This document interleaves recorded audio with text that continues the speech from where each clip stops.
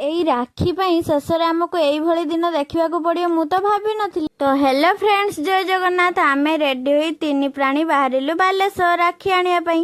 देखु बाटरे गला बेले घोड़ा देखिलु। आमे जेमती एक्साइटमेंट होचे घोड़ा देखिया पाई, जेमती आगुरु केबे घोड़ा देखिनु।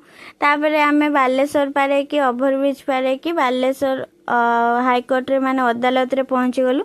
देखु आमे एठी गाड़ी रखिलु कहीं ना जगह नहीं। एटा हूँ भाई भाउज राखी। लटकन वाला भाउज उड़ेब हाथ रे, भाई पिंधिब हाथ रे।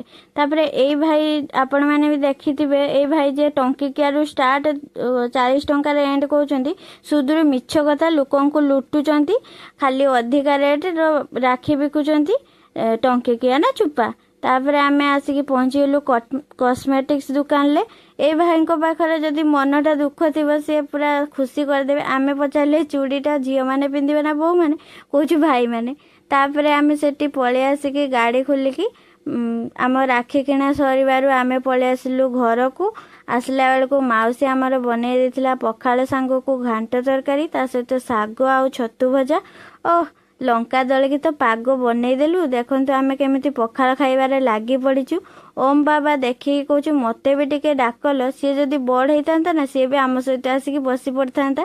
तापरे देखु पखाळ को मानकु भल लागे कमेंट रे कहिबे। तो रहिली वीडियोटी भल लागिले लाइक कर देबे आ फॉलो करबा को जमारू भूलिबेनी।